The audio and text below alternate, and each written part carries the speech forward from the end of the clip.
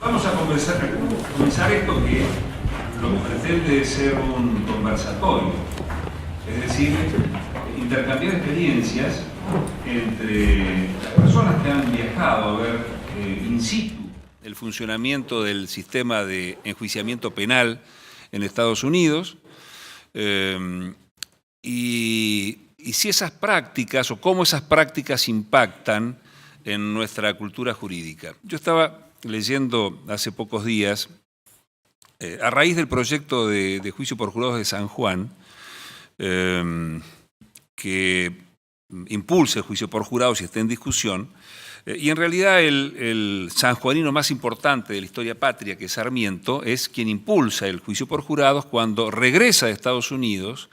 Ha estado 2 veces, en el año 67 vuelve, y en el viaje de vuelta en barco se entera de que es presidente, y cuando llega pone en marcha no solamente la educación pública como una política importantísima que señala que la educación es el primer objetivo para el desarrollo de los pueblos, sino también el juicio por jurados. Viene enamorado del juicio por jurados americano y designa a Victorino González y a Florentino de la Plaza para que proyecten este código procesal. Ellos hacen la tarea y en el año 1973 presentan su informe con el proyecto de códigos que es presentado al Congreso.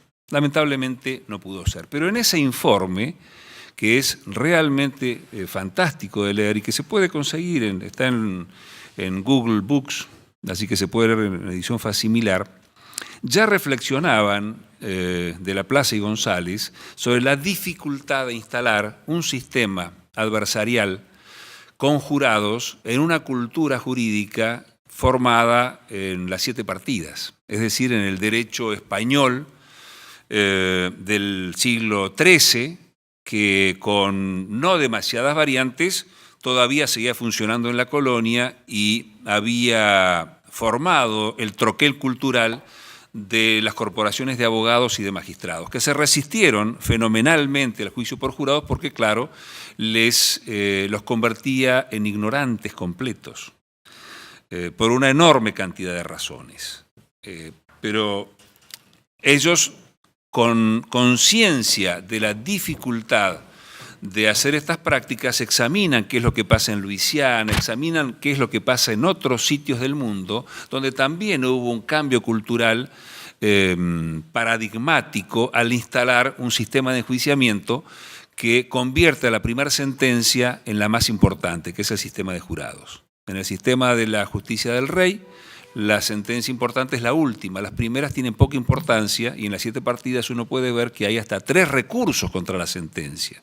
Porque los jueces inferiores son venales, porque son burros y por el contrario, la sentencia que dicta el pueblo, que conoce la ley del país, que conoce las costumbres del país, es la sentencia más fuerte porque es la que da permiso para que se aplique la ley del rey.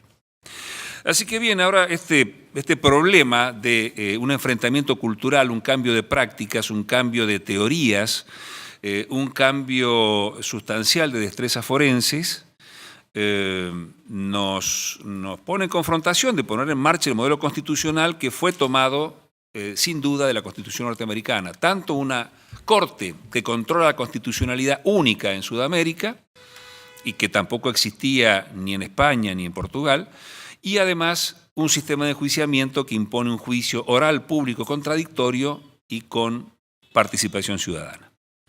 Así que Martín va a guiar un poco la conversación sobre, en principio, el rol de los fiscales en este nuevo sistema de enjuiciamiento, pero queremos escuchar las impresiones que tienen todos los que han viajado y han podido ver este sistema en funcionamiento. Alejandro va a tomar un poco el tema de los jueces y a mí me va a tocar hablar un poco de la defensa, es decir, qué desafíos, qué problemas de implementación real nos impone esta decisión política de los constituyentes argentinos de poner en marcha el juicio por jurados y hacer este clic, este cambio cultural tan importante que quiebra con una parte importante de la tradición, no toda ella, pero con una parte importante de la tradición ritualista y escrituralista en la que fuimos formados. Así que, Martín. Bueno, la idea, como dijo Alfredo, es una conversación. No es que nosotros charlemos y comuniquemos solo nuestro punto de vista. Y lo que habíamos pensado, lo que hablamos en la preparación para esta charla, es que ustedes empiezan poniendo sobre la mesa las inquietudes que tengan ustedes sobre el proceso de transición, el rol de los defensores, los fiscales y los jueces en esta transición, cómo nos preparamos para juicios por jurados, cómo manejamos, digamos, la transformación de las instituciones, qué cultura tenemos que crear para que pueda funcionar. Esas son las ideas generales que identificamos nosotros como puntos de partida, pero que lo que nos interesa más que nada es que ustedes empiecen guiándonos a nosotros sobre las inquietudes o preguntas que tengan ustedes, porque la idea es una discusión, no una charla de la mesa para ustedes. ¿Sí? Si alguien quiere arrancar, alguien tiene alguna duda profunda, alguna pregunta particular, alguna situación que quería comentar. Sí. Ah. Sí.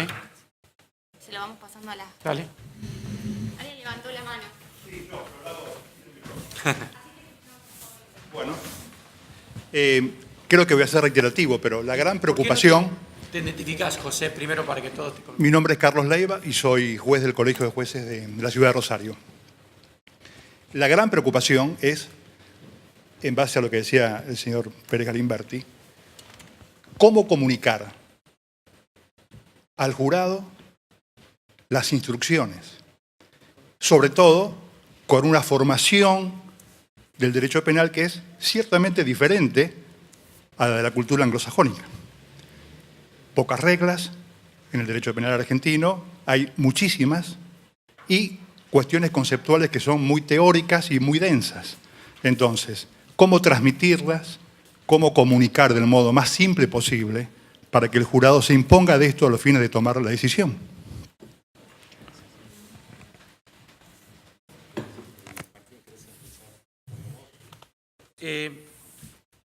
¿Por qué no arranca? Bueno, si querés, arranco yo, pero vos como juez ya lo estás haciendo, o ya lo hiciste. Y, claro. No nos presentamos, pero, mal, entonces no quiere comentar. Pero Alejandro es juez de casación, Cámara de Apelaciones en la provincia de Buenos Aires, pero también fue juez de primera instancia. Y no sé si tuviste en algún juicio por jurado. Tomá. ¿Qué tal? Venimos trabajando con los jueces y capacitándonos ya hace bastantes años. Nosotros en la provincia ya hace bastante tiempo que estamos funcionando con juicios por jurados y es algo que son preguntas que recurrentemente se suelen hacer. Sí. No sé, ¿querés que empiece contestando yo, Martín, te parece? ¿O querés arrancar vos? Sí, bueno, mira, es el punto, digamos, uno de los puntos centrales o una de las preguntas generalmente que hacen los jueces. Los jueces, primero que nada, me gustaría hacer esta pequeña introducción. Somos bastante difíciles, ¿sí? Porque a los jueces nos gustan que nos hablen los jueces. Tenemos algunas características propias que me parece que es bueno marcarlas y ver si nos podemos ir sacándolas para poder hablar de otro mejor lugar, ¿no? Con el tema de las instrucciones siempre ha existido como una especie de mito de cómo hacemos para informarle a la gente común, a la gente que no es abogada o que no son especialistas o que no tienen conocimientos especiales, qué es la ley, cuáles son las reglas del juego. Me parece que, bueno, no solo hay instrucciones ya con las que estamos trabajando, son instrucciones generales. Simplemente al jurado lo que hay que explicarle es cuáles son las reglas de juego. Claramente, primero que nada, saber qué es lo que van a hacer los jurados cuando llegan. Eso más o menos ya se estuvo trabajando y ya más o menos está preestablecido. Creo que ese no es el gran problema. Enseñar cómo se valora la prueba de una manera clara y sencilla, que se pueda entender. A fin de cuentas, resolver si una persona es o no culpable es una cuestión más de sentido común si yo puedo imponer las reglas. Yo tengo que informarle de una manera que se entienda a jurados legos cuáles son las reglas de juego, cómo debe valorarse la prueba, cuáles son las garantías constitucionales Y parecería lo más complejo, que me parece que un poco la pregunta tuya apunta a eso, ¿cómo le explico la ley? ¿No?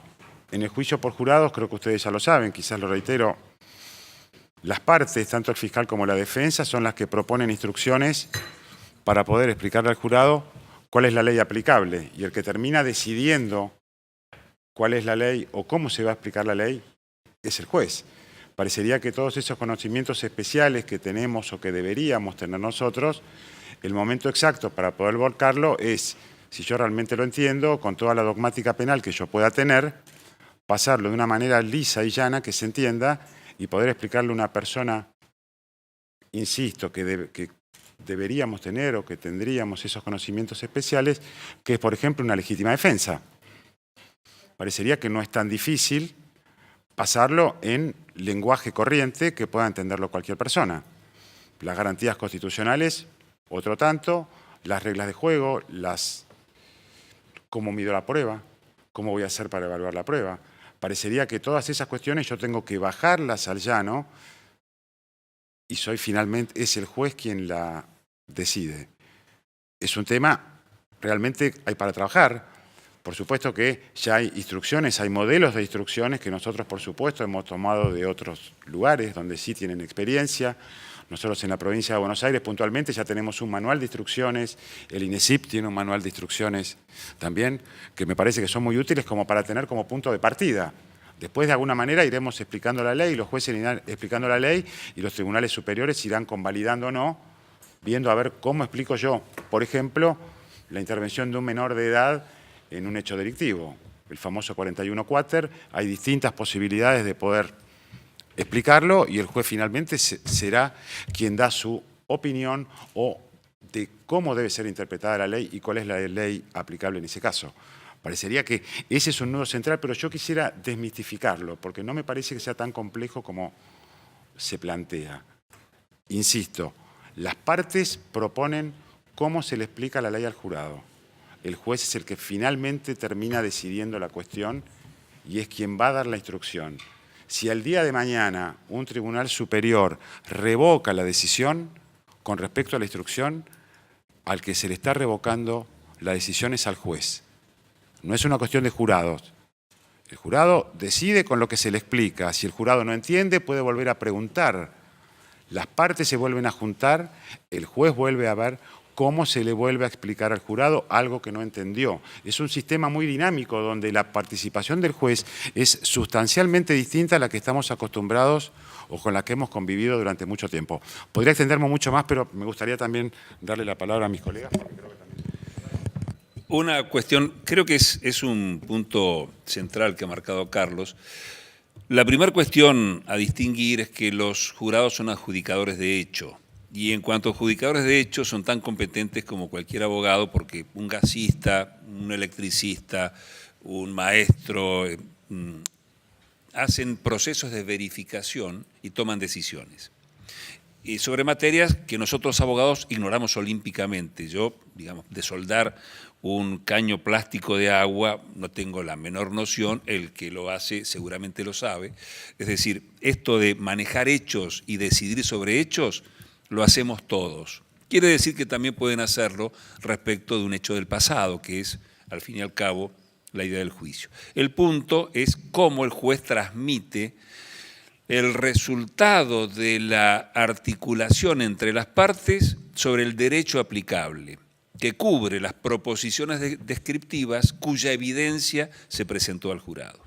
El juez ya tuvo un primer momento, porque es el mismo juez que estuvo en instrucción, donde hizo una evaluación de la potencialidad de la evidencia para probar las proposiciones de hecho que acreditan el tipo penal que la parte acusadora quiere.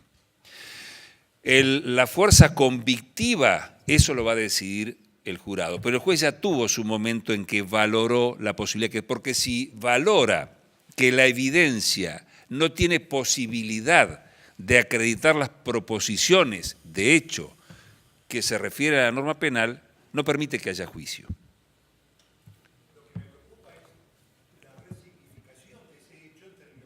Correcto, eso es. La resignificación le corresponde al juez Al jurado lo que le corresponde decidir es si el hecho se probó o no. El juez le va a decir qué hecho tiene que tener por probado, porque el juez sabe que si ese hecho se tiene por probado, el tipo penal está presente. Y si ese hecho no se tiene por probado, no hay tipo penal. Así que el juez le dice, homicidio, primero hay que saber si la persona está muerta. Si ustedes consideran que esta persona está muerta, bien, el hecho de la muerte de esta persona está probado. Si consideran que murió de forma violenta, digamos, por un tercero, el hecho de homicidio está probado. Ahora bien, autoría. Para llegar a autoría, ustedes tienen que tener por probado tal cuestión, que la persona que es imputada fue la persona que utilizó el arma que ustedes han visto y que le presentó a la Fiscalía y que causó. Ustedes tienen que determinar si fue la que causó la herida que causó la muerte del sujeto. Si ustedes tienen estos extremos fácticos por comprobados, ustedes tienen que dar un veredicto de culpabilidad. Si tienen una duda razonable en cuanto a esto, el veredicto debe ser de no culpabilidad. ¿Qué es la duda razonable? Y ahí está la explicación que el juez le da, que también está, digamos, muy trabajado esto, así que hay una cantidad de fórmulas para explicar esto, que no es cualquier duda, no es un cabo suelto, que permite que la persona duerma con tranquilidad porque no ha dejado una hipótesis alternativa del hecho diferente de la Fiscalía que tenga andamiento. Pero yo quisiera que Martín, que tiene más experiencia en esto, nos cuente un poco su visión. Antes de nada, Carlos, contanos qué está detrás de tu pregunta, qué te preocupa de este proceso.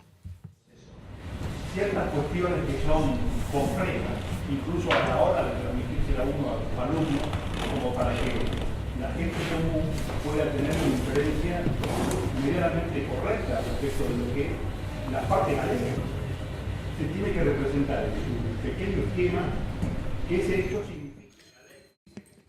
Bien, quiero decir varias cosas, pero quiero contestar esa preocupación muy puntualmente. ¿Cómo? Claro, pero primero, teóricamente esto ya ocurre. Teóricamente los jueces tienen que entender concretamente qué significa la ley de una forma concreta para aplicarla. Y todo lo que estamos diciendo en tratar de redactar instrucciones para darle al jurado es que los jueces bajen lo que ya supuestamente tienen bien pensado caso por caso. Nota de pie, tenemos que pensar si los jueces realmente hacen eso.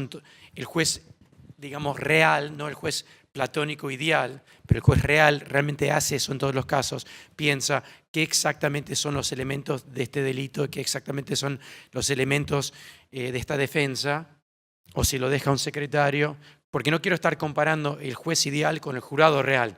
Quiero que comparemos jueces reales con jurados reales, ¿sí? Así que teóricamente lo que estamos haciendo es pidiendo que los jueces, lo que ya tienen que pensar ellos para fallar, para decidir, para sentenciar, que lo bajen algo escrito. Eso es el primer punto. Así que teóricamente no tendría que ser tan difícil porque ya lo tienen claramente en la cabeza, simplemente lo tienen que expresar. Segundo punto, si algún punto de la ley penal no es fácil de expresar en términos lisos y llanos, como dice Alejandro, entonces no tenemos debido proceso. Porque la ley penal tiene que avisar a la gente, notificar a la gente lo que es un delito y lo que no lo es. Así que cualquier ley penal tiene que ser fácilmente redactado de forma lisa y llana, así no el ciudadano caminando por la calle supuestamente no sabe lo que cuando está cruzando la línea de la legalidad a la no legalidad. Así que teóricamente tendría que ser algo que podemos hacer, si no, no tenemos debido proceso. Tercero, es un trabajo, y esto es mucho más práctico lo que te quiero decir, es un trabajo que se puede hacer, pero no lo tienen que hacer solo los jueces. En Estados Unidos, y esto no es nada brillante, pero es práctico, y algo que tienen los norteamericanos que me parece muy, muy importante, es ser muy prácticos. ¿Cómo hacen esto? En cada juicio no inventan de nuevo la rueda, no dicen, uy, me tocó un juicio de X, ahora tengo que escribir esta instrucción, sino hay un manual de instrucciones. De hecho, hay uno en Puerto Rico que está basado en las instrucciones federales, que está redactado en español, que vale la pena mirarlo, está en internet, fácil de bajar, y si no, yo se los mando. Pero ¿cómo se hace eso? En cada jurisdicción, por ejemplo, Rosario, se juntan una comisión, jueces, defensores, fiscales, psicólogos, periodistas, y en el plazo del año se juntan para redactar, tomar una ley, por ejemplo, la ley de legítima defensa o la ley de homicidio, y esa comisión, ¿cierto se dice? Se junta y se reúnen una vez cada mes, por ejemplo, y la redactan todos juntos. También pueden haber gente laica, digamos, ciudadanos comunes, que también son parte de esa comisión.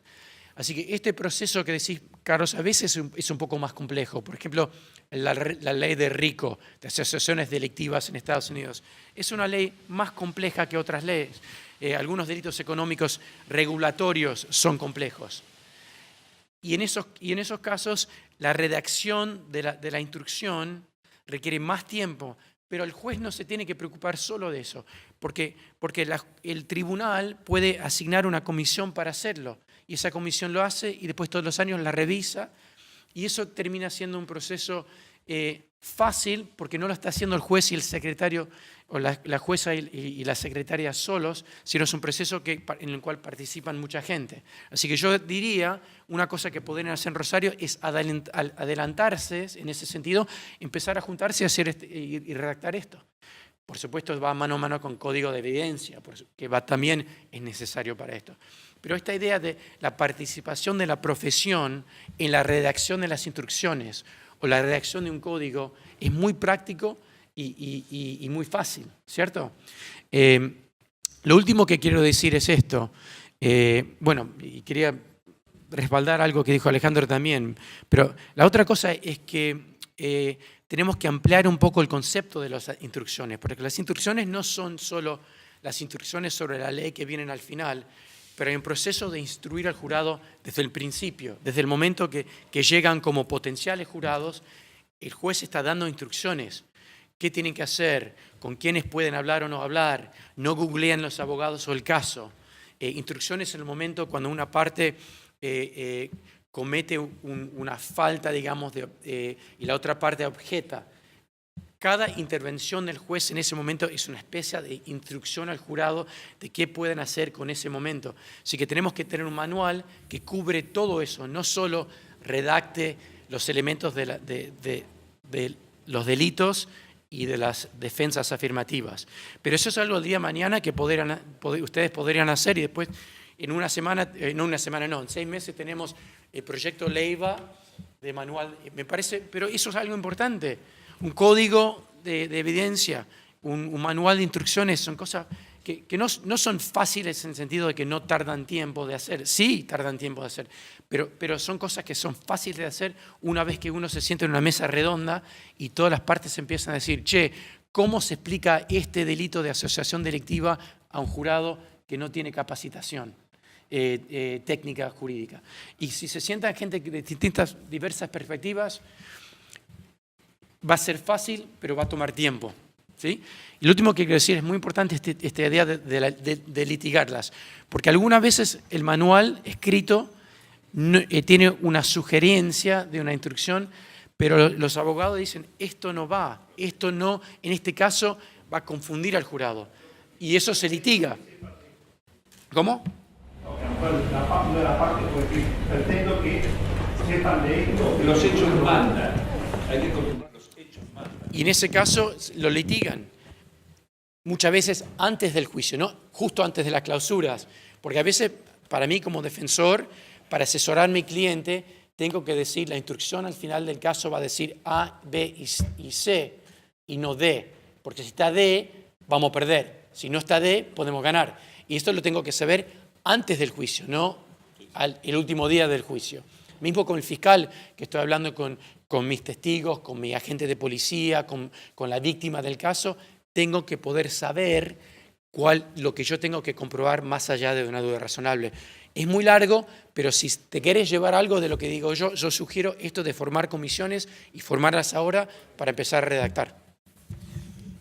Perdón, pero además no se parte de cero, porque ¿Qué es el delito de homicidio? Lo escriben los jueces todos los días. Así que cuando hay que hacer la instrucción del homicidio, todos los jueces que participan en la redacción de las instrucciones ya han escrito qué es un homicidio, qué es la legítima defensa. Así que lo que se trata es de reducir esto al núcleo central. Es decir, qué dice la ley y en función de qué le vamos a proponer, cómo le vamos a explicar al jurado cuáles son los elementos significativos que tienen que estar presentes para que el tipo penal se construya. Completar. Fíjate que es una pregunta importante porque todos estamos tratando de aportar algo. A lo que dijo Martín y a lo que viene diciendo Alfredo también. Código de evidencias y reglas de ética, que me parece que es sumamente importante. Nosotros no estamos acostumbrados, si bien hay dispersas reglas de ética, me parece que tenemos que empezar a trabajar en eso y realmente que se cumplan, ¿no? El tema de la buena fe, etcétera, etcétera, etcétera, que siempre está dando vueltas. Planteemos y digamos la verdad, me parece que esto es importante. Nosotros hablamos de buena fe, pero en líneas generales un proceso penal en Argentina es más una cuestión de mala fe que de buena fe, ¿sí? Las cosas como son.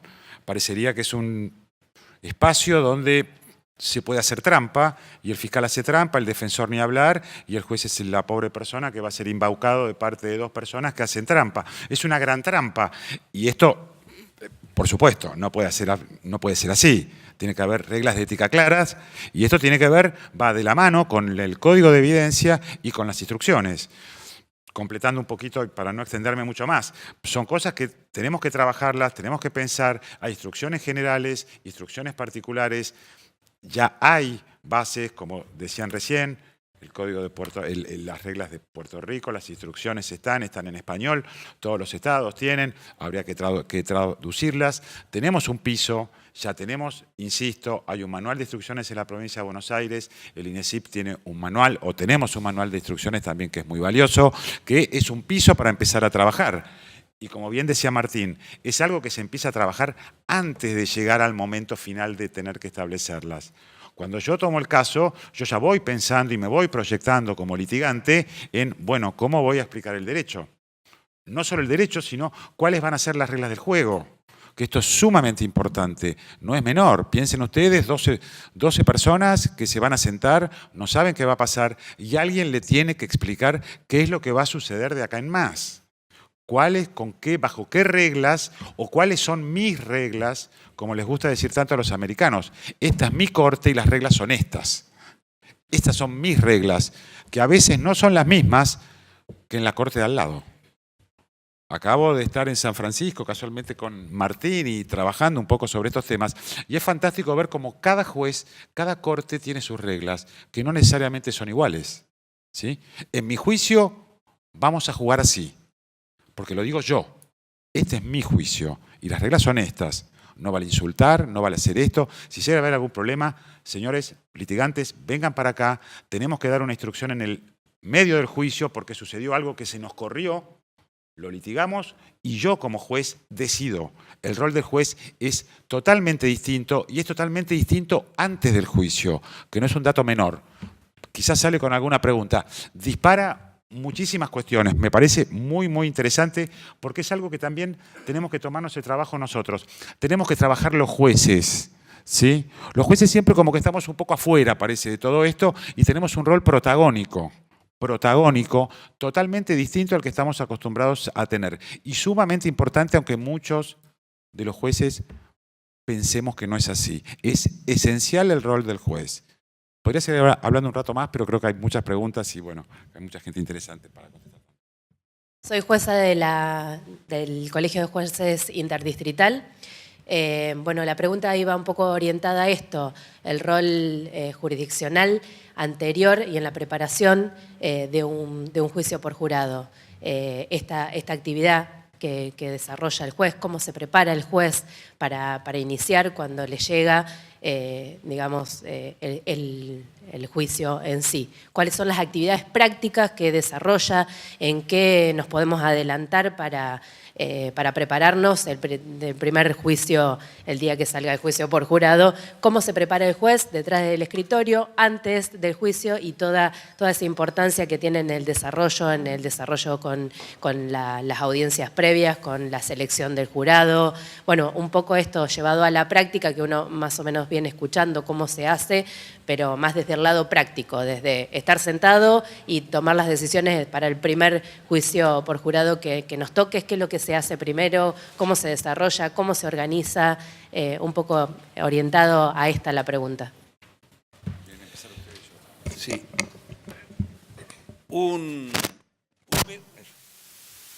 Tranquilo.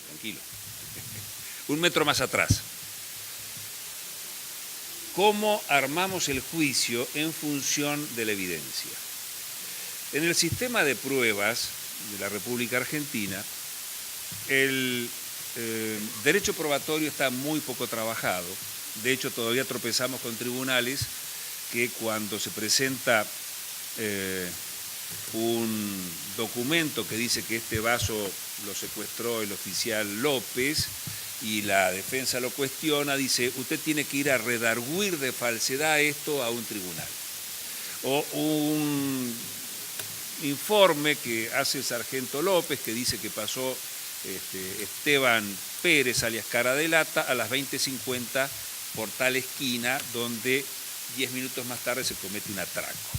Y ese informe se lo manda al comisario, entonces el fiscal lo introduce como prueba de informes y se introduce por su lectura al juicio. Digamos, este tipo de cuestiones han estado presentes, y todos sabemos, en el procedimiento mixto. Así que ahora tenemos que construir una nueva teoría del derecho probatorio, como recién señalaba Martín y también hablaba Alejandro, y comenzar a trabajar de otra manera. ¿Por qué?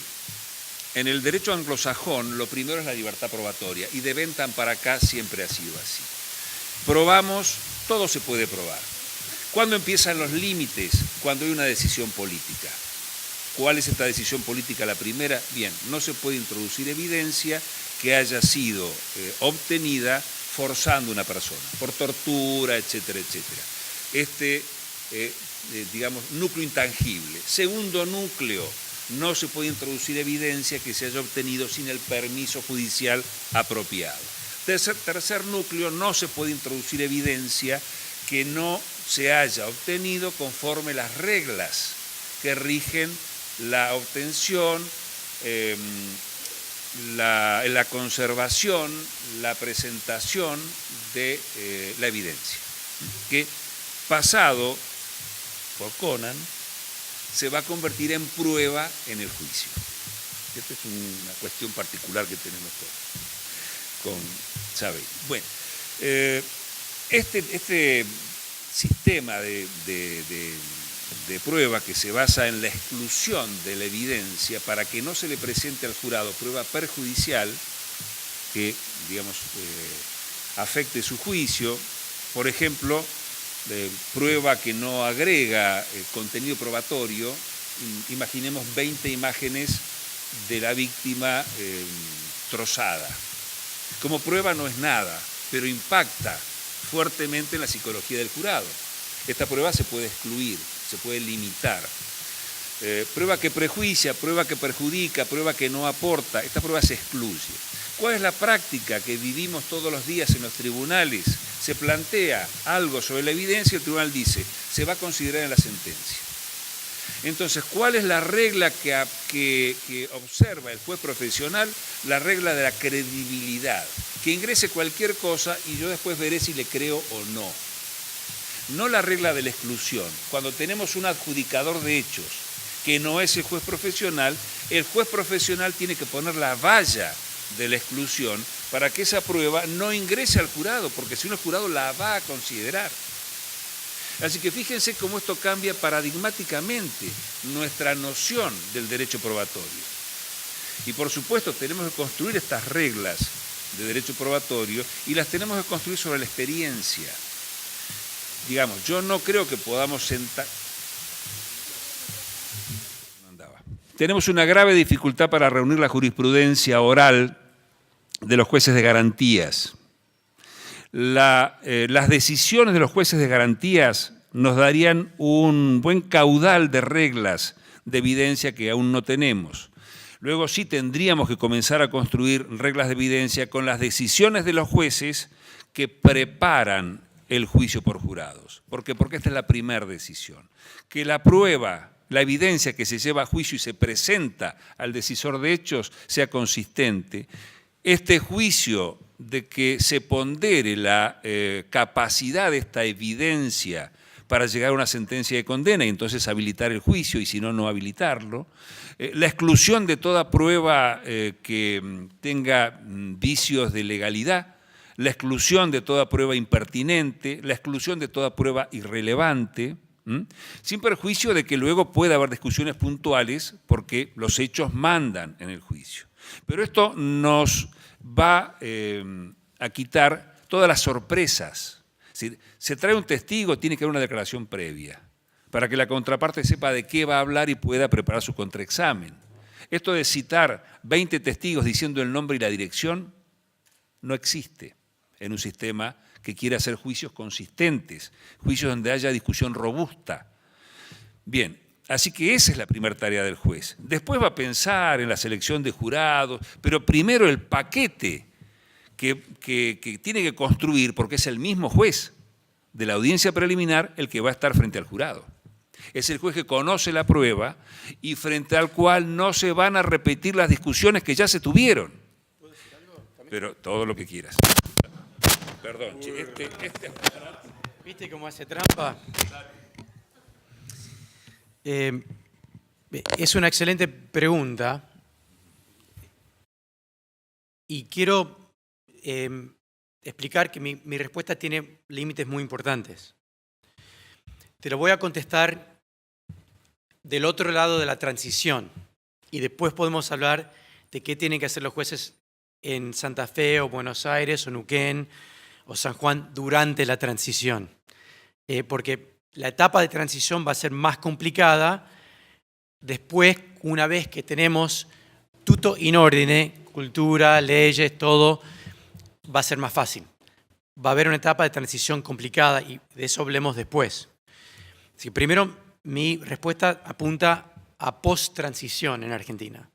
Segundo, no voy a hablar de cómo modificar instituciones, por ejemplo, crear una oficina de reclutar jurados para cada caso. Voy a asumir que por ahora eso queda en manos del juez, porque ahora es así en muchas partes de la provincia de Buenos Aires.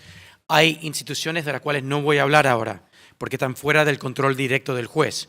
Vos estás preguntando qué hago yo como juez cuando me tiran un juicio por jurados. Yo te voy a contestar eso, no tenés que ir a construir una institución. Tampoco voy a hablar de cómo organizar tribunales, porque hay distintas formas de organizar los tribunales para distintas formas de preparar para juicio por jurados.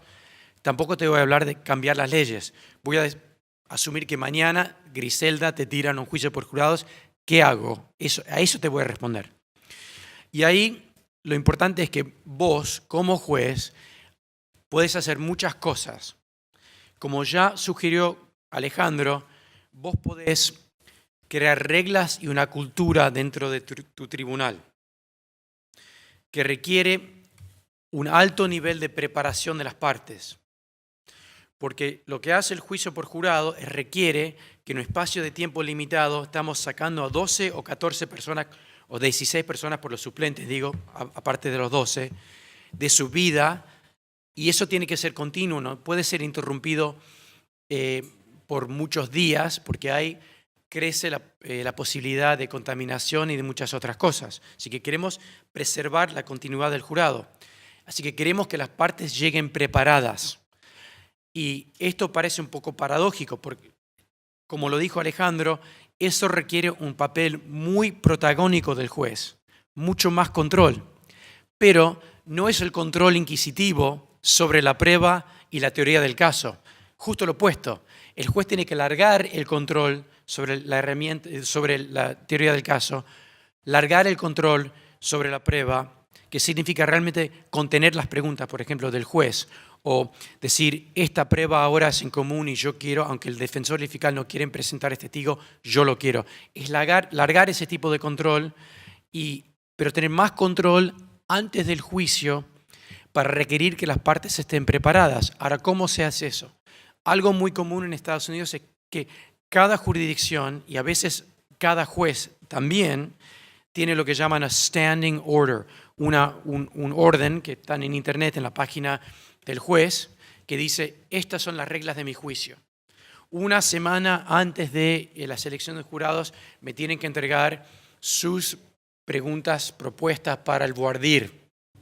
2 semanas antes tienen que entregar la lista de evidencias que ustedes van a proponer durante el juicio. Las partes se tienen que reunir y discutir problemas de admisión de la prueba, y lo que ustedes no pueden acordar me tienen que avisar a mí 3 semanas antes. Ahora, si es un juicio que va a ser un juicio de 2 o 3 días, a lo mejor esto lo hacen una semana antes. Si es un juicio que va a ser de 6 meses, a lo mejor lo tienen que hacer 1 mes o 2 meses antes. Tienen que ser muy prácticos. Esto no es algo esotérico, teórico, no estamos hablando de algo platónico, tienen que ser muy prácticos. ¿Qué tengo que hacer yo, juez, para estar seguros que cuando arrancamos, cuando yo como referí empiezo el partido, los dos equipos están con 11 en la cancha, con los botines atados y la pelota está inflada? Y eso requiere, para proteger los tiempos del juez, para ser eficiente, decirles a las partes, tienen que reunirse y tratar de resolver lo que puedan resolver. Y lo que no pueden resolver, me lo tienen que traer a mí explicando cuál es la base de su objeción y cuál es la consecuencia del prejuicio que tu parte, vos como litigante, vas a sufrir. Acá pongo una nota de pie, esto es muy importante para una discusión que surge en Argentina que tiene que ver con la audiencia preliminar. En la cultura norteamericana no se puede obligar a la defensa a adelantar antes del juicio porque se considera una violación de la Quinta Enmienda, del derecho a silencio, una transferencia de la carga de la prueba. Acá en Argentina, la audiencia preliminar se requiere que la defensa ponga su carta sobre la mesa, ¿cierto? Así que eso es algo que ustedes tienen que resolver.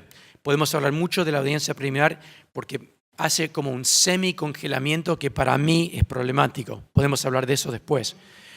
Pero la defensa va a tener que elegir. Si la defensa quiere guardar todas sus cartas hasta el juicio, corre un riesgo de que no puede explicar al juez la relevancia de sus objeciones antes del juicio.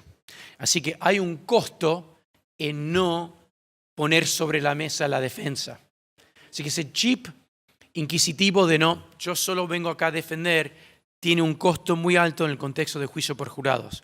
Pero lo que yo realmente te quiero transmitir, Griselda, es que tenés que tener, vos no en particular, pero el juez, menos control sobre la prueba y la teoría del caso y más control para asegurar que las partes estén preparadas. Habiendo, por ejemplo, supongamos, esto me duele ponerme en el papel del juez porque no lo puedo hacer. No lo puedo, soy defensor de alma, ¿qué querés? Hasta me hizo mucho ruido. ¿Escucharon lo que dijo este tipo acá? Dijo, cuando habló de la ética, dijo, que es un silencio muy importante, dijo, hay como una falta de ética. Fiscales, defensores, ni hablar, dijo. Y después no dijo nada de los jueces, porque ahí sí ni hablar, porque ni habló porque peor los jueces. Están jugando golf, haciendo compras en Amazon o almorzando largo en vez de hacer su trabajo. Así que, por favor, ni hablar de los jueces. Pero es un chiste entre nosotros. Pero yo, como juez, por ejemplo, si vos sos defensor y él es fiscal, 2 semanas antes nos reunimos. Y son una serie de audiencias, no es una audiencia preliminar, pero cada vez que vos tenés un problema y él tiene un problema, me lo tienen que traer a mí y nos juntamos. ¿Qué señor defensor, qué problema tiene? Bueno, yo quiero excluir prueba A, B o C. No es yo quiero incluir algo, que es la audiencia preliminar en Argentina, que es positivo, es yo creo que hay un problema con la prueba que sugiere mi contraparte y yo la quiero excluir, por ejemplo. O yo quiero esta instrucción y lo quiero saber ahora, no después, porque estamos decidiendo si negociar el caso o no. Y en estas audiencias yo le pregunto, ¿están preparados para el juicio? 3 semanas antes le digo. ¿Tienen todas las órdenes listas para que todos sus testigos estén acá? ¿Va a haber algún problema con un testigo, con algún perito que va a estar acá? ¿Han intercambiado información sobre peritos para que las dos partes estén preparadas para el perito de la contraparte? ¿Tienen listas sus preguntas de voir dire? ¿Cuánta gente vamos a tener que traer acá? Este es un caso mediático, así que mucha gente lo vamos a tener que tachar, sacar del voir dire, porque ya van a tener un conocimiento del caso. Señorita defensora, perdón, ¿cuántos jurados vamos a tener que traer acá para el voir dire? ¿Cuántos? ¿Cuántos días va a durar el juicio? Todas preguntas prácticas, y lo hacemos audiencia tras audiencia tras audiencia. Y cuando llegas al juicio oral, no es algo tan complicado que ahora prenden las luces y todos tenemos que salir a recitar Shakespeare. Porque no es tan complejo, porque ya te reuniste 20 veces con los abogados para decir, todos tenemos todo listo, muchachos y muchachas. Y ahora una nota de pie para la transición. Para la transición, yo diría simplemente más de este tipo de reunión antes del juicio. Más de este tipo de reunión. Después, cuando existe la cultura, cuando las partes saben cómo hacer las cosas, va a ser mucho más fácil y no van a tener que estar reunidas 10 veces antes de un juicio de 4 días. Pero sí, en esta transición, júntense más. Y digan, ¿tenemos todo listo? ¿Vos tenés tus testigos preparados? ¿Vos también? ¿Tienen 3 copias de cada prueba? Una para dar a tu contraparte, uno para el testigo y uno para darme a mí para el récord oficial. ¿Tienen todas sus pruebas marcadas? ¿Tienen listas para que yo pueda poner ofrecido este día y admitido o rechazado este día? Es algo muy práctico y vos tenés que pensar día a día, cotidianamente, qué voy a tener que hacer con juez y durante la transición simplemente, en vez de tener 3 de estas reuniones, tenés 10. Y va a ser muy fácil, simplemente reunirte más y pedí a las partes que hagan su trabajo antes. Porque muchachos, si el primer día, si vos tenés 8 testigos en tu lista fiscal y solo vienen 2, tu juicio termina con esos 2. Vos tenés que tener 6 esperando. Y lo mismo al defensor, cuando le toca al defensor. Algo muy práctico, eso es lo que te sugiero. Bueno, y los jueces, y hablamos sobre, no compro en Amazon porque es caro, pero bueno, más allá de eso, sí, los jueces tenemos lo nuestro, sí, eso no hay ninguna duda. No me dieron tiempo para decirlo, pero podría hablar un largo rato. Yo también trabajé en la Defensoría Pública, trabajé en la Fiscalía, son muy injustos conmigo, creen que yo nací juez, pero no fue así, ¿sí? Importante, algunas cosas muy puntuales, me parece esencial, bueno, complementando un poco lo que dijeron mis colegas. Primero que nada, capacitarnos. Tenemos que tener cursos, capacitaciones específicas para jueces. El rol del juez, el juez de cómo dirigir una audiencia es distinto al que estamos acostumbrados, sustancialmente distinto. El juez es muy difícil que se quiera capacitar conjuntamente, si bien lo hacemos en líneas generales. Quiero poner un poco la práctica por sobre todo, ¿no? Delante de los fiscales y los defensores, como que un juez, no a todos, no quiero ser injusto, nos cuesta exponernos. El juez se pone en el lugar de juez, los jueces, sí, está bien, compartimos, pero somos jueces. Los jueces nos entendemos entre jueces y me parece que, por lo menos en esta transición, por supuesto que tenemos que compartir cursos con fiscales, defensores, con secretarios, con abogados, en general, abogados, ¿sí? Tenemos que tener cursos específicos para jueces, ¿sí? Para ver cómo vamos a resolver un montón de cuestiones de las que estábamos hablando y cómo hacemos para dirigir audiencias. Estamos acostumbrados a un sistema sumamente rígido, algo de lo que hablaba Alfredo y de lo que hablaba Martín. Me parece que un concepto que tenemos que empezar a grabarnos es flexibilidad. Estamos acostumbrados, insisto, a tener una audiencia preliminar, por lo menos en los sistemas en todo nuestro país. La audiencia preliminar empieza y termina. No, en el juicio por jurados, esto que lo hemos hablado muchas veces con Martín, a mí me parece de sustancial relevancia trabajar muchísimo en la audiencia preliminar, que no necesariamente empieza hoy y termina dentro de 2 horas. Es una audiencia que se abre y se puede mantener abierta durante muchísimos días hasta generar acuerdos.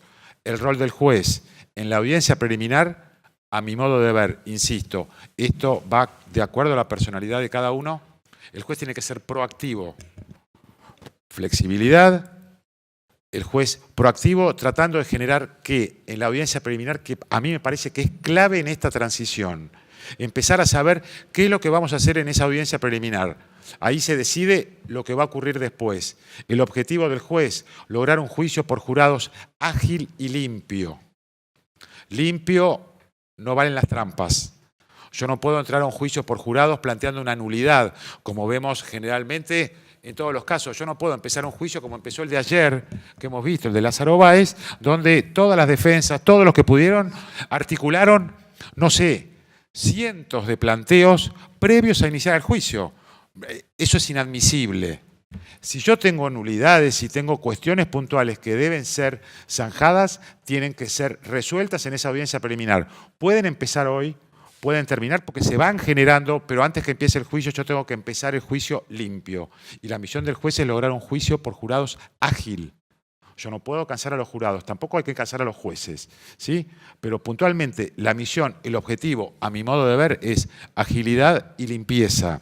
En esa audiencia que es clave. ¿Por qué? Porque se va a decidir la admisión de prueba. Después vemos los estándares de prueba, credibilidad, pertinencia, superabundante, lo que ustedes quieran. Lo podemos conversar. Perjuicio, indebido, debido. No, pensé que querías acotar algo. Sí, claro.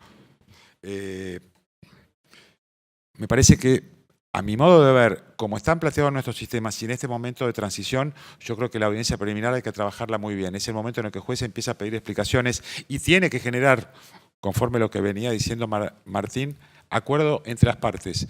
Pónganse de acuerdo ustedes, encuéntrense, vengan con soluciones. Si no las tienen, las adopto yo. Hay planteos que los voy a tener que resolver yo, pero muchas veces un juez proactivo, al poder advertir, al no tener que decidir el fondo de la cuestión, esto de que el mismo juez que hace la audiencia preliminar es el juez que dirige el juicio por jurados. En la provincia de Buenos Aires es así, pero puede no ser así y también está bien. Acá no venimos a dar una respuesta única ni monopólica de las cosas deben hacerse así. Acá venimos a intercambiar información con ustedes e iremos viendo nosotros, a la Argentina, cómo hacemos para adaptar un sistema que es sustancialmente distinto, pero vamos encaminados a eso. Y vamos a tener que ponerles el toque nuestro. No es importar algo y traerlo como está. No va a funcionar así y de hecho no es la idea. Por eso me parece que esto de la audiencia preliminar, más allá de que quizás no es lo ideal, lo hemos hablado con Martín varias veces, me parece que si la flexibilizamos, creo que con un juez proactivo, a medida de que yo pueda meterme y pueda preguntar, muchas veces, si yo afino al no resolver el fondo de la cuestión, hasta muchas veces yo voy a lograr salidas alternativas. Porque en realidad las partes a veces están enfrascadas en su caso, en nuestra manera de litigar, bastante particular en la Argentina. A poco de que yo empiece a preguntar, me doy cuenta que el litigio prácticamente, esto sería lo que nosotros llamamos un juicio abreviado, porque están de acuerdo en todo. En el fondo lo que no están de acuerdo es en el monto de la pena. Y tal vez en vez de hacer un juicio, podríamos hacer únicamente un juicio de cesura para debatir la pena, porque en realidad no hay prácticamente nada. Y si yo soy un juez proactivo, puedo lograr acuerdos probatorios y a poco que empiece a preguntar, me doy cuenta que hay un montón de cuestiones que no es necesario controvertir, porque no están controvertidas. Y en realidad, si es una legítima defensa, quizás la prueba sería muy poca, que la persona está muerta, que murió de esta manera, etcétera, etcétera. Vamos viendo cuáles son las controversias. Me parece que ahí está la mano del juez proactivo en estas audiencias previas, que pueden ser muchas, generando acuerdo entre las partes, como para poder lograr, resolver que hay una exclusión probatoria, hay una cuestión de nulidad, que puede ser central, que puede modificar el caso de la Fiscalía, que puede modificar el caso. Podemos no tener un caso. La defensa puede estar plantada en otro lugar. Podemos generar acuerdos. Hay muchísimo para hablar acá. Yo tomé muchas cosas, no quiero extenderme mucho más, pero creo que esto de reglas de evidencias,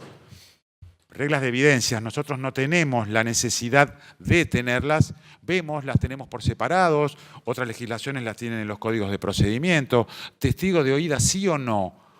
Si yo me pongo, sería en principio no, excepciones habría muchas. Si empiezo con las excepciones, como somos los argentinos, sería para nosotros al revés. Testigo de oídas sí, salvo alguna excepción donde sería no.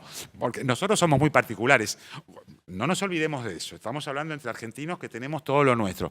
Entonces tenemos que empezar a ayornarnos, empezar a pensar un sistema realmente desde otro lugar, que me parece que eso es clave. Flexibilidad, agilidad, limpieza y creo que con audiencia preliminar, más allá de, por supuesto, después tenemos que saber trabajar cómo nos plantamos frente a las objeciones, cómo vamos a dirigir una audiencia de selección de jurados, etcétera, etcétera, etcétera. Fundamental empezar a capacitarnos. Podríamos hablar nada más que de esto. Fíjense, cada pregunta tan interesante, tanto una como otra, disparan un montón de respuestas y fíjense desde ópticas, más o menos vamos al mismo lugar, pero con respuestas, insisto, que a veces no son únicas. Martín, vos querías. Sí, quería decir, digamos, hablemos de 3 cosas muy prácticas en respuesta a la pregunta de Griselda. Voy a ofrecer un par de cosas que son un poco esotéricas y quizás inútiles. Hablemos primero de acuerdos probatorios. Alejandro un poco empezó a entrar en esto. Los acuerdos probatorios son muy útiles y una de las cosas que los jueces pueden decir es a las partes, por favor, traten de llegar a acuerdos probatorios en lo posible. Ahora, ustedes van a tener que decidir si el imputado también tiene que firmar ese acuerdo probatorio. Algo muy importante para pensar en términos de acuerdos probatorios, son mucho más comunes y yo creo que mucho más útiles en términos de pruebas, no de hechos. No decir, pónganse de acuerdo que si alguien mató a alguien o si alguien es el responsable o tuvo la intención de matar. Eso es muy, digamos, para mí, un juez que está proponiendo a las partes negocien este hecho, a lo mejor está cruzando la línea y presionando a las partes. Particularmente me preocupa que un juez diga, che, ¿por qué no se pone de acuerdo con quién mató acá? Puede ser percibido como un acusado y el defensor como este juez está en contra de nosotros porque ya decidió que mi cliente es culpable. Así que yo diría, ojo con estipulaciones o acuerdos probatorios sobre hechos, pero sobre pruebas me parece muy útil. Por ejemplo, señorita defensora, el fiscal ha ofrecido 4 sábanas de llamadas telefónicas, usted se opone a esa prueba, porque si no, se pueden estipular, pueden ponerse de acuerdo de la admisión o la base de admisibilidad de esa prueba. Ahora, cómo se usa, cómo se valora, es otra cosa. Pero si esta tasa, hay cadena de custodia o no, ¿por qué vamos a perder 20 minutos en establecer la cadena de custodia si ambas partes están de acuerdo? Si esta sábana de llamadas no hay una polémica, no hay un desacuerdo sobre si existe la base para emitirla. Acuerdos probatorios es muy, muy útil para ahorrar tiempo. Y eso es bueno para las partes, es bueno para las dos partes, porque eso permite que el jurado se concentre más en lo que realmente importa. Así que pregunten los jueces a las partes, han discutido acuerdos probatorios. Y acá empezamos a ver una gota de lo que pasa con la ética y la buena fe de los abogados. Porque el abogado que simplemente no está de acuerdo, no se va a sentar y hablar de estas cosas con su contraparte, o que entra en un acuerdo y después se retira al último momento, va a perder credibilidad con el tribunal y el tribunal va siempre a estar inclinado en contra de esa persona, ¿sí? Primer punto, acuerdos probatorios. Segundo, ¿cómo van a organizar el día?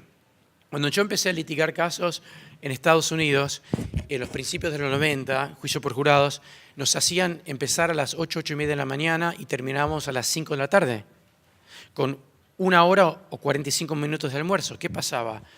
Agotados, 0 tiempo para preparar el día siguiente porque volvía a mi oficina, me quedaba tarde, no podía juntarme con el fiscal para acuerdos probatorios para el día siguiente, no podía juntarme con los testigos para preparar, mis contras eran más desorganizados porque no tenía tiempo. Y ahora surge esta nueva costumbre en Estados Unidos que hacemos el juicio más o menos en un tiempo limitado, 8 a 1 de la tarde con 2 breaks de 15 minutos, donde sales, tomas un café, comes un power bar o algo así.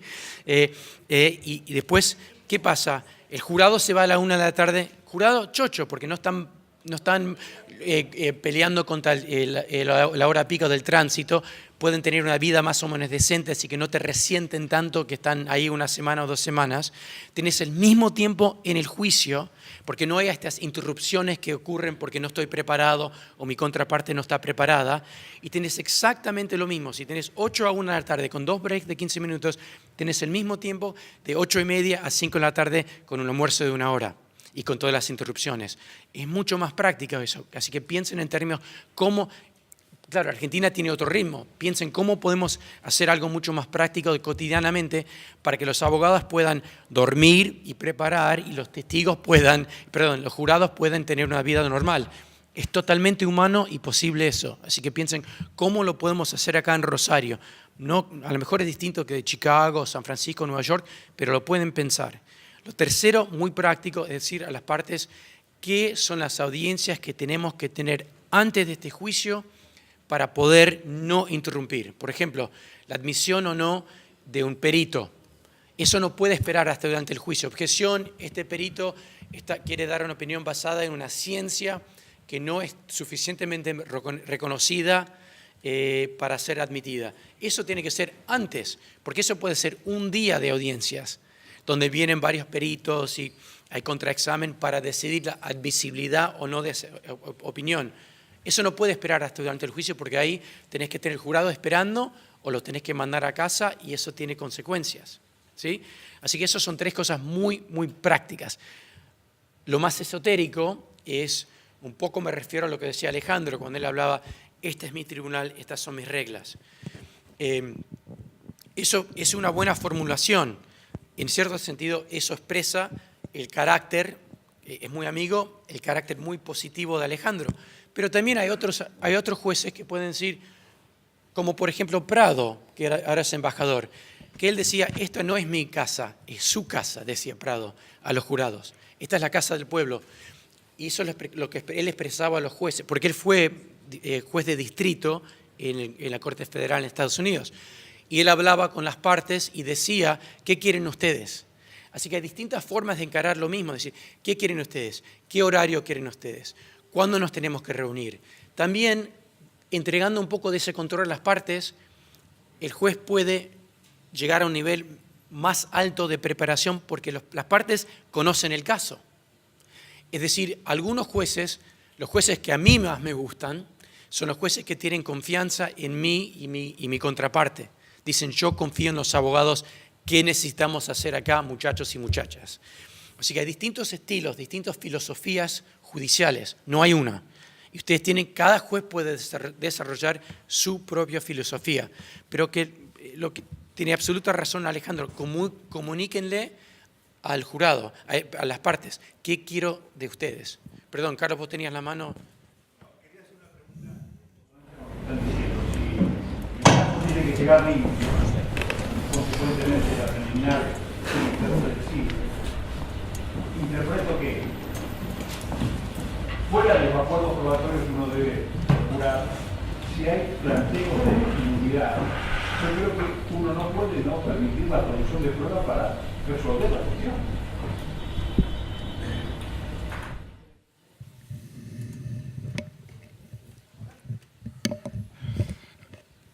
Interesante, sí. Habrá casos que sí, casos que no. Si lo que está en juego, supongamos, es la ilicitud de un allanamiento, un ingreso de morada con un secuestro, eventualmente una orden que existe, que no existe, se podría plantear, lo estoy tratando de pensar, en una audiencia preliminar, la defensa solicita la nulidad del allanamiento y secuestro, lo que puede dar lugar a que el caso del fiscal se modifique o hasta que el fiscal se quede sin caso. No, pero acá no hay documentos. Acá estamos hablando que, bueno, se plantea una nulidad en el sistema nuestro, ¿no? Se plantea, esto no puede ingresar, en el fondo la nulidad por la nulidad misma, ¿no? Sino que la consecuencia es la prueba que se obtuvo ahí no puede ser utilizada, porque en el fondo lo que yo estoy pidiendo es eso, ni más ni menos. A lo cual como juez preguntaría, bueno, ¿hay orden, no hay orden? El fiscal me podría contestar, no, nunca hubo orden, porque en realidad fue en persecución flagrante. ¿Sí? Yo preguntaría como juez, señor defensor, ¿esto es así? No, mire, no es así. Y el fiscal tranquilamente podría decir, bueno, para zanjar esta cuestión, yo tranquilamente podría traer a los 2 policías que persiguieron a la persona. Y esto no quiere decir hacer un juicio. Simplemente, yo no los tengo hoy, señor juez, pero si a usted le parece, nos podemos encontrar tal vez en 2 días, un día o lo que sea, nada más que para preguntar eso, para que vea si esto es así o no es así, para poder resolver esa cuestión. Fíjense, a veces, mínimo respaldo de información yo puedo pedir. Y yo como juez, como no voy a resolver el fondo de la cuestión, insisto, hay distintos sistemas. En Provincia de Buenos Aires, el mismo juez que resuelve la prueba es luego el juez que dirige el juicio por jurados. Ese es un sistema. En Neuquén, por ejemplo, el juez que decide la prueba no es el juez que después dirige, lo que genera inconvenientes y beneficios. Agarremos un caso concreto. Supongamos que plantea la nulidad del allanamiento. Por ejemplo. Una orden, pero la policía se excedió, etcétera. Exacto. Sí. Bueno, en ese caso, supongamos que hay 2 maneras de mirar esta audiencia. Primero es, las 2 partes ofrecen la prueba que van a ofrecer. A mí me hace ruido como defensor gringo, porque en Estados Unidos no me pueden obligar a divulgar mi teoría del caso antes. Muchas veces, yo entiendo, yo estoy explicando, estoy entrando de alto y estoy llegando a lo concreto. Yo prefiero decir, aunque en la gran mayoría de los casos yo sí comparto mi teoría del caso durante negociaciones y mucho antes, no solo al fiscal. Estoy mirando a vos, Colo, como fiscal, no sé por qué. No sé por qué. Sí, no, para nada. Y también muchas veces al juez porque es necesario para poder explicar mi objeción en una prueba. Pero yo prefiero que las 2 partes, para mí como defensor, y me parece que también para fiscal, es mejor decir, yo quiero excluir esto que quiere ser la contraparte. Pero ustedes lo tienen que organizar como quieren organizarlo. Ahora, en Argentina, con la audiencia preliminar, es positivo. Tengo que ofrecer lo que quiero ofrecer. Pero en este caso, supongo que yo como defensor pienso, yo quiero excluir esta confesión de mi cliente porque fue resultado de tortura, otro tipo de coacción.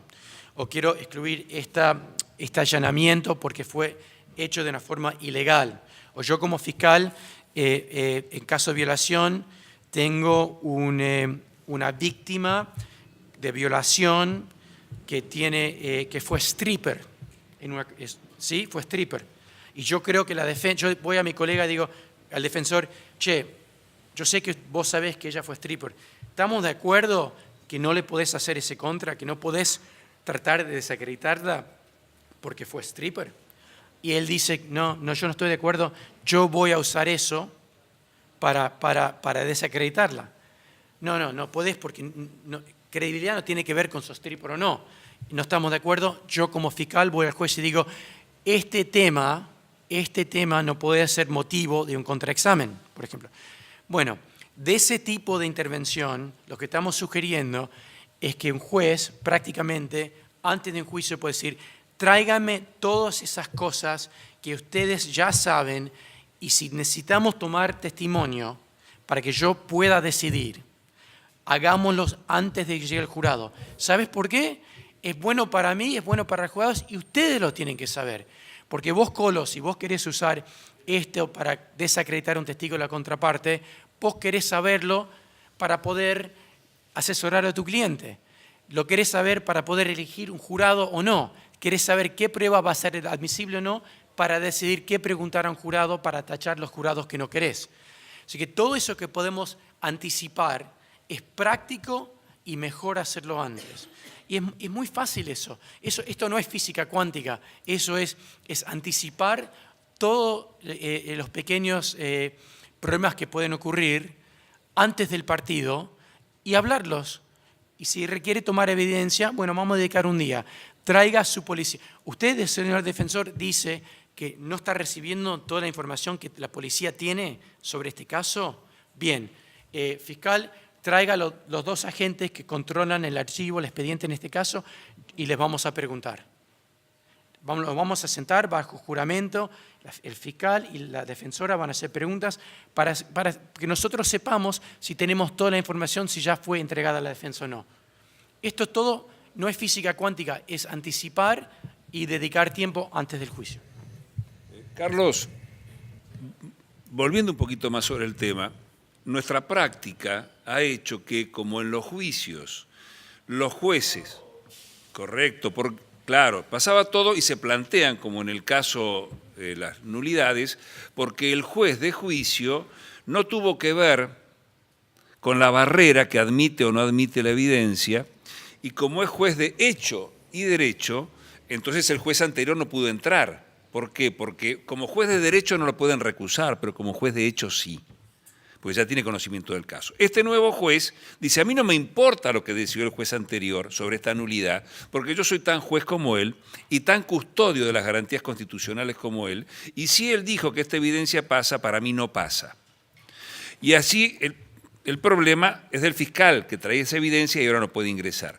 ¿Qué suelen hacer los tribunales? En la mayoría de los casos, es decir, todo esto que plantearon lo vamos a resolver en la sentencia. Y entonces, toda la evidencia circula porque el juez es el que va a creer o no y el que en definitiva va a valorar o desvalorar esa evidencia. Ahora, imagínate otro escenario donde tenés 12 personas que no son abogados, que no tienen por qué meterse con la admisibilidad probatoria. No es su tema. Ellos no pueden estar presentes en esa discusión. Así que la discusión la tenés que tener antes. El problema de Neuquén es que volviste a poner un juez profesional y reemplazaste al otro. Está mal. Todas las leyes de jurado nuevas instalan incluso para el hecho, suponte, vos sos juez y el fiscal te plantea la nulidad del allanamiento. Vos tomás una pequeña audiencia, te convences de que el allanamiento fue nulo, excluís el secuestro y el fiscal tiene un recurso ante 2 jueces del colegio, ante otro tribunal, para decir el juez de juicio se equivocó, esto tiene que ingresar. Y entonces, si el tribunal de alzada lo admite, el fiscal lo ingresa. Si no lo ingresa, por ahí te dice, bueno, como no lo pude ingresar, no tengo caso. Y me retiro, porque esta era mi evidencia probatio probatísima. No quita que en el medio del juicio aparezca una revelación inesperada que nos traiga prueba de refutación. Y en ese caso correrás al jurado y discutirás de vuelta la admisibilidad de la evidencia en función de esta prueba sorpresiva que ha venido y a lo mejor la parte te pide refutación. Pero todo lo que dice Martín, nosotros estamos acostumbrados a pensar en un sistema de reglas que no tienen excepción. El mundo anglosajón es lo empírico. Toda regla tiene su excepción si el hecho amerita que lo exceptúes. Entonces, más flexibilidad y respeto de los hechos. Mi nombre es Román, yo trabajo como juez en el Colegio de Jueces acá en Rosario. Ajá. Yo tengo 3 dudas puntuales, pero en realidad voy a tratar de salir un poco del rol, sino en términos de sistema. Sí. No te escucho, ¿qué sos? Yo trabajo como juez. Juez. Acá. Acá en Rosario.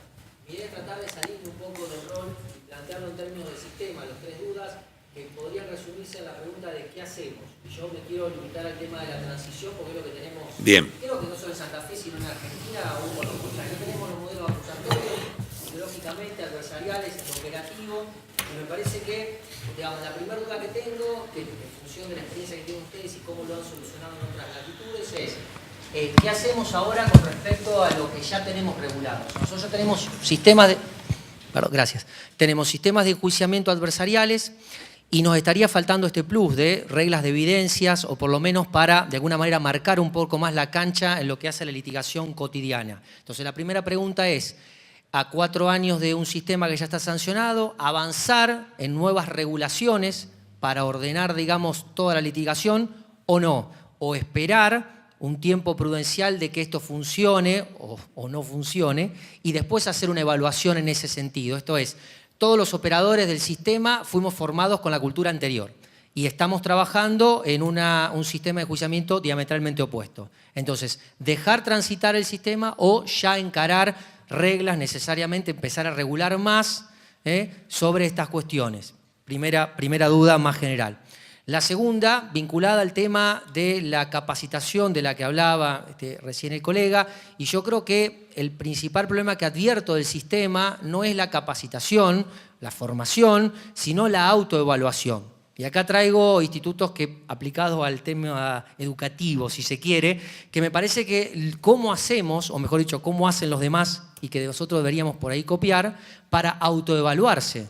Porque no es un problema de capacitación teórica, me parece, en los operadores del sistema que ya estamos trabajando, sino cómo evaluamos nuestras propias prácticas para a partir de ahí poder establecer cambios reales. Me refiero acá a fiscales, defensores, jueces, todos los operadores del sistema. Y de alguna manera, al darle reglas más claras al debate, tenemos mayor previsibilidad y creo que eso es muy importante. O sea, acá hablábamos de las reglas de las cortes, que ahí cada juez las tiene y a mí me parece muy bueno, pero por otro lado me parece absolutamente nefasto cuando uno piensa en el producto final.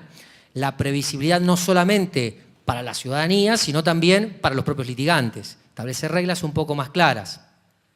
Y la tercera, vinculada a la flexibilidad que tiene el modelo anglosajón y que obviamente nosotros no tenemos porque tenemos una cultura diferente, pero cómo compatibilizar esta flexibilidad de los operadores que se le está pidiendo a los jueces, a los fiscales y a los defensores, cuando la organización del sistema judicial depende de una estructura administrativa en apoyo a todo este sistema, fiscales, jueces y defensores, que tiene una lógica completamente distinta, o por lo menos sí ocurre en Santa Fe, de mucha mayor rigidez en lo que son cronogramas de juicios, cronogramas de audiencias, organización, audiencias previas, sistema, digamos, de organización y agendamiento.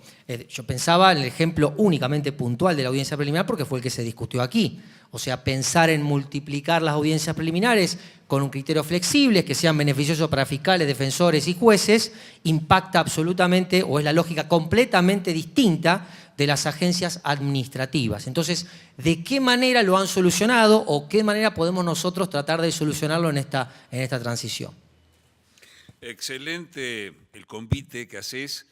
Tenemos 10 minutos para discutir las primeras respuestas tuyas, que no creo que alcancen, y después vamos a hacer un pequeño descanso porque tenemos hasta las 6:30. ¿Querés empezar? Bueno,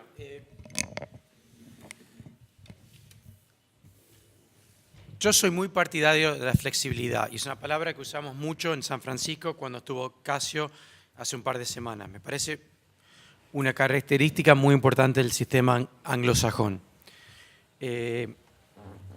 Ahora, eso no significa que la flexibilidad no es argentina también. Y a veces escucho que los argentinos dicen cosas muy anti-argentinas. Pero en serio, mis viejos son argentinos y yo escucho muchas veces que, y bueno, los gringos dicen lo mismo de los gringos, y no podemos ser tan anti-argentinos. Los argentinos son tan flexibles como los yanquis. Lo que pasa es que nuestra cultura jurídica no es flexible. Así que podemos tomar nuestra flexibilidad argentina y aplicarla a la cultura jurídica. Estábamos en Rosario. Me acuerdo el dibujo de Fontana Rosa que me encanta. Cabo Cañal, ¿cómo se dice? Cabo en Florida. ¿Cómo? Bueno, viste, son 4 dibujos. El cohete de NASA que no sale, ¿sí? Están los 4, en el primer dibujo están los 4 ingenieros norteamericanos que se están sacando los pelos de la cabeza porque no logran que salga el cohete, ¿sí? Segundo dibujo pasa ¿cómo se dice janitor? El hombre de limpieza. Más o menos el portero de NASA, con la escoba y con el bigote escoba clásico argentino, medio Ricardo Alfonsín, ¿viste? Raúl Alfonsín, perdón. En tercer dibujo está el portero argentino con una percha detrás de los ingenieros que no lo ven, arreglando algo. Cuarto dibujo, él se acerca a los ingenieros y dice, che muchachos, va y vuelve, pero cuando vuelve, háganlo ver. Eso es muy argentino, nosotros somos flexibles, somos un país lleno de premios Nobel, somos un país lleno de genios, de genios de fútbol, de arte, de ciencia, de montones de cosas. Tenemos esa flexibilidad y esa capacidad. No tenemos que ir a Estados Unidos a buscar características del otro. Lo tenemos acá. El tema es tratar de romper algo muy rígido administrativo que viene de España y de 200 años o más de cultura y de costumbre. Pero tenemos eso, tenemos esta flexibilidad.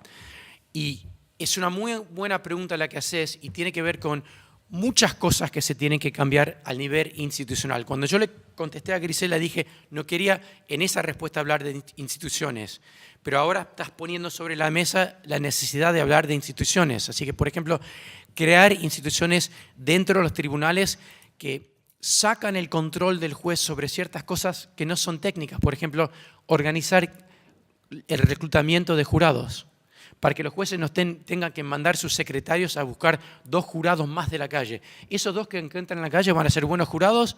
No. Han hecho 0 preparación, vienen con mucha bronca, no quieren estar en ese juicio y quién en general va a pagar esa culpa. El acusado, porque el acusado siempre que se le hace el contraexamen, que hace el caso después de la fiscalía, y esos tipos quieren estar en casa, no quieren estar más. Pero tenemos que tener una oficina para traer a jurados, ¿sí? Por ejemplo, tenemos que tener reglas para preparar pruebas para ser admitidas. Son todas instituciones que podemos hacer. Pero ¿sabes qué creo yo que es la reforma más importante para hacer? Pues paso el micrófono porque sé que tenemos solo un par de minutos más. Dentro de las fiscalías y las defensorías hay un verticalismo, y esto no es la culpa de ningún defensor o fiscal, porque esto es una historia, es una trayectoria histórica argentina, que estamos organizados de una forma vertical. Y me parece que para formar litigantes muy, muy buenos, necesitamos ser mucho más horizontal, para que alguien que entre en una defensoría o una fiscalía puede empezar a litigar, llevar su caso, su misdemeanor en inglés sería caso menos importante, que no tiene una consecuencia penal, como fiscal o como defensor. ¿Por qué? Porque si hacen eso un par de años, 3 o 4 o 5 años, pueden empezar a pasar a la próxima etapa y formar mucho más abogados con mucho más experiencia de esa forma. Y la otra pregunta que va mano en mano con esto, estoy hablando de abrir las instituciones de defensorías y fiscalías de adentro, internamente, para que se puedan formar más litigantes con experiencia. Eso es mi primer punto. El segundo punto es, ¿cómo acompañamos eso dentro de la justicia? En Estados Unidos, los jueces son personas que litigaron mucho tiempo. Así que ya traen, por eso hay tantas filosofías judiciales, porque cada persona, no es que hay un libro o enseñaron o alguien los educó de cómo ser juez. Ellos fueron observando y litigando y ahora traen esa experiencia. ¿Cómo podemos, y por eso me saco los sombreros a los jueces de Argentina ahora, porque están tratando de presidir sobre litigación sin esa experiencia? Y eso no es que no sea fácil, no parece fácil. Requiere coraje, pero una vez que uno se tira en la pileta es fácil, por los motivos que expliqué antes. Pero el tema es que ¿cómo podemos ayudar a la próxima generación en eso? Y ahí tenemos que pensar cómo podemos abrir la institución de los jueces para que gente con litigación pase del litigio a ser jueces. Eso no vale para ustedes que son jueces ahora, pero piénsenlo a lo largo. ¿Cómo hacemos eso?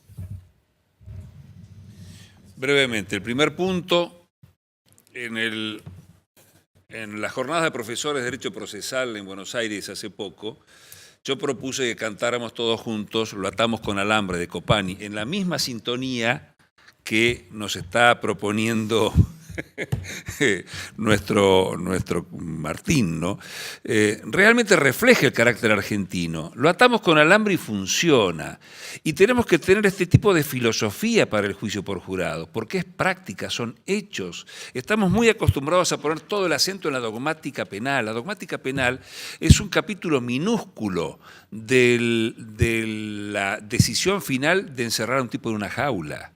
Y le hemos dedicado tanto y hemos rendido tanto culto a Alemania con esto, y realmente tenemos que cambiar un poco el chip. Y entonces rendirle homenaje a Copani, comprender que somos así y pensar la flexibilidad de esta manera. ¿Lo hacemos funcionar? Sí, lo atamos con alambre. Y esto es la experiencia acumulada, por eso las reglas de evidencia tienen que partir de recoger ya la jurisprudencia que están produciendo todos los colegios de jueces, jurisprudencia oral que no se está registrando, que no está consistiendo en precedentes. Otro punto central en esta idea argentina, que ponemos el auto en marcha y que siga. Yo creo que todos nosotros compramos un vehículo nuevo y le hacemos el service. Y al hacer el service viene un señor, ahora lo meten en una computadora, le ajustan todo, etcétera, y el auto sigue funcionando. Hacemos una reforma procesal, cambiamos el sistema de enjuiciamiento y nunca más se ocupa un superior tribunal, una corte, de qué es lo que está pasando. No hay service del sistema judicial, no hay monitoreo, salvo en La Pampa, que se hizo un monitoreo, que no sé qué respuesta te habrá dado el poder al monitoreo que hicieron con Leticia. Pero las otras provincias argentinas, Entre Ríos hizo alguno pequeño, no han hecho monitoreo, pero no un monitoreo, contratamos a alguien, vemos qué pasa y luego no hacemos nada. No. Los ingleses, que parece una justicia pétrea, cambian permanentemente. En el año 97 le encargan un capitán de industria, que era Lord Wolf, que dicen, estamos gastando una fortuna en el legal aid, el sistema de ayuda legal, 4.700 millones de libras esterlinas. Bueno, este hombre hizo un estudio muy sesudo, que se publicó, pero que se publicó y se puso en marcha los procesos fast track y achicaron tremendamente el tiempo de litigio, el tiempo de espera de los litigantes y el costo del servicio de justicia. Y en el 2001 hicieron el informe Old sobre el sistema de justicia penal y también cambiaron una cantidad de cosas. Es decir, hacemos un monitoreo con la idea de ajustar las cosas, no con la idea de hacerlo por hacerlo y después lo comentamos y no hacemos nada. Así que acá subyace un grave problema de la justicia argentina, que es el gobierno judicial. No tenemos management.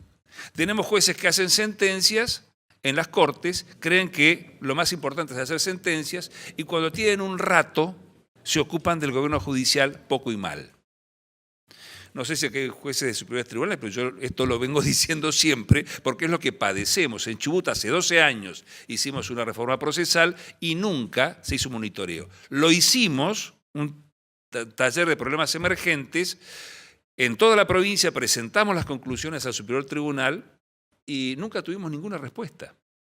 Entonces, claro, los problemas se van acumulando, las malas prácticas se van asentando, los retrocesos de los avances se van cumpliendo, porque no hacemos digamos, service del sistema que ponemos en marcha. Bueno, decirlo en castellano. Servicio, no es nada. Bueno, siempre le dijimos service acá, ¿o no? Al service. Bueno, lo digo en castellano porque es así. Sí, tenemos que hacer el corte. ¿Querés decir algo? No, hagamos el corte, tomemos un cafecito.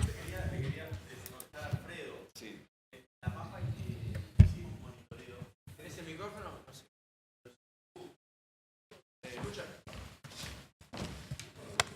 Hola.